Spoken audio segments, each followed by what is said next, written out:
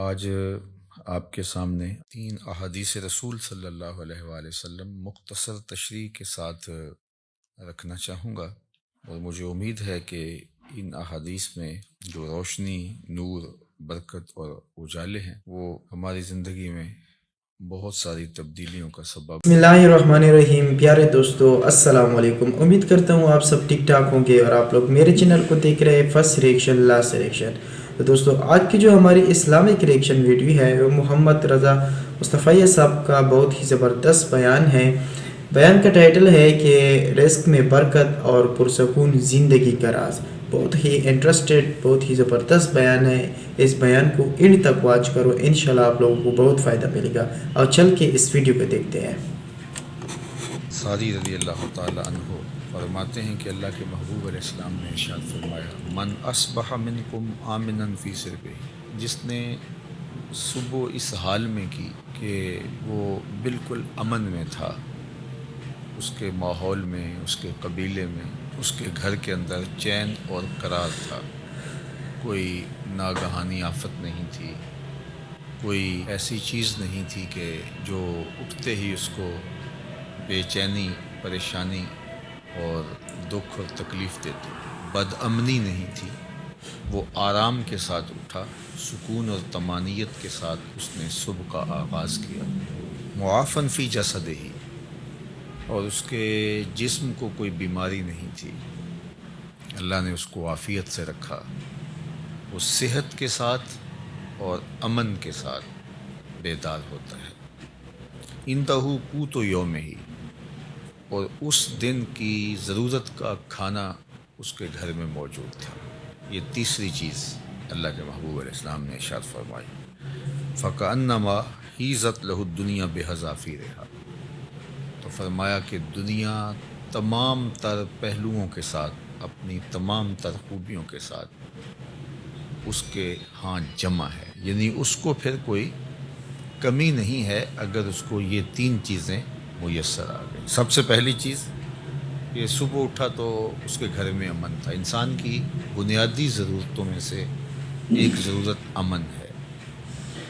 بد امنی، بے چینی اور معاشرے کے اندر پھیلا ہوا انتشار، یہ بہت اذیت ناک ہوتا ہے، اور اگر انسان کو اپنی جان کا بھی خطرہ ہو تو اب مجھے آپ بتائیے کہ باقی چیزیں تمام کی تمام میسر بھی ہوں تو ان سے تلذذ تو حاصل ہی نہیں کیا جا سکتا۔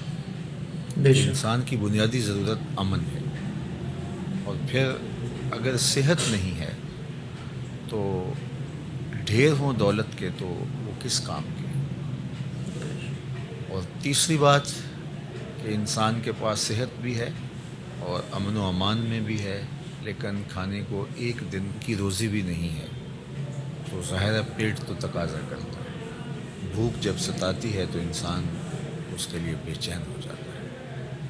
اب کوئی شخص صبح جب بیدار ہوا تو تینوں چیزیں اسے میسر تھیں، ایک تو امن و امان کی صورتحال تھی، کس دوسری طرح چیز کی؟ ارشاد فرمائی کہ وہ اپنے جسم میں کوئی بیماری نہیں پاتا تھا، خیریت کے ساتھ اٹھا، عافیت کے ساتھ بیدار ہوا، اور تیسری بات ارشاد فرمائی کہ اس کے پاس ایک دن کا کھانا موجود تھا، تو فرمایا کہ اس کو دنیا کی کوئی کمی نہیں ہے، وہ شکوہ نہ کرے کہ میرے پاس کچھ ہے نہیں۔ یہ تینوں چیزیں مل گئیں تو اللہ نے اس کی جھولیاں بھر دی ہیں۔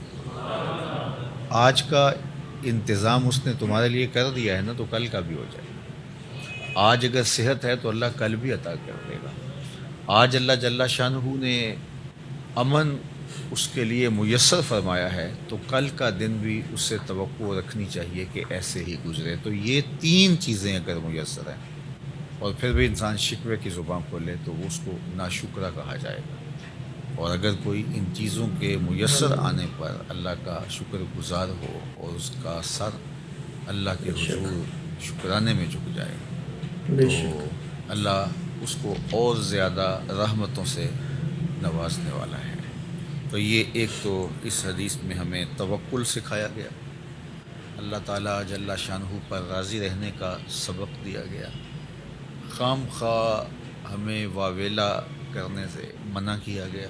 آپ اپنی سہولت، اپنی طاقت کے مطابق رزق کمانے کے اندر مشغول رہ سکتے ہیں، لیکن اپنے آپ کو اتنا تھکا لینا اس کے لیے کہ زندگی ہی تلخ ہو جائے، یہ کوئی دانش مندی نہیں ہے۔ آج کی تاریخ میں جو ہمارے ساتھ جڑی ہوئی ضرورتیں ہیں، ان میں سے بہت ساری ضرورتیں ایسی ہیں کہ جو خود ساختہ ہیں۔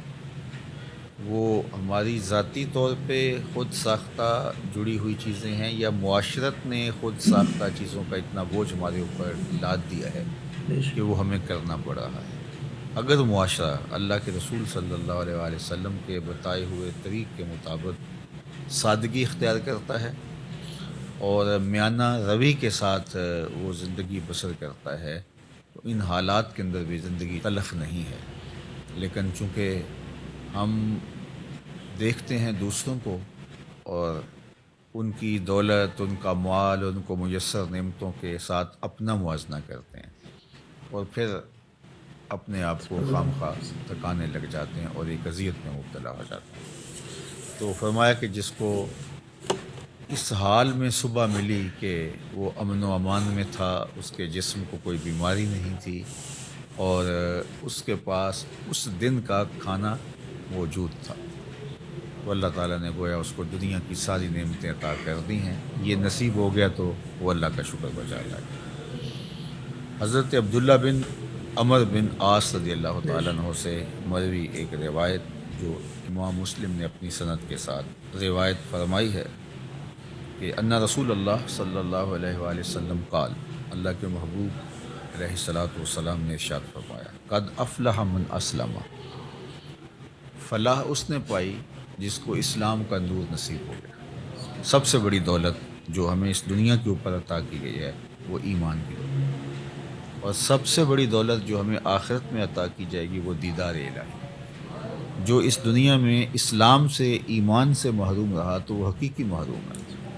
ہوا میں اڑے، چرخ پہ جھولے، دنیا کی ساری مال و دولت کا مالک بن جائے اور عالی منصبوں کے اوپر فائز المرام رہے، دنیا اس کو سیلوٹ کرے، عزت وقار کی مسند پر بیٹھا ہو، دنیاوی اعتبار سے وہ ہواؤں میں اڑتا پھرے، لیکن اگر اس کا سینہ ایمان کے نور سے خالی ہے، کوڑی مول نہیں اس کا، تو سب سے بڑی دولت اس دنیا کے اوپر جو حضرت انسان کو دی گئی ہے وہ اسلام ہے، ایمان کی دولت۔ تو اللہ کے محبوب نے فرمایا قد افلح من اسلم، فلاح اس نے پائی جس کو اسلام مل گیا۔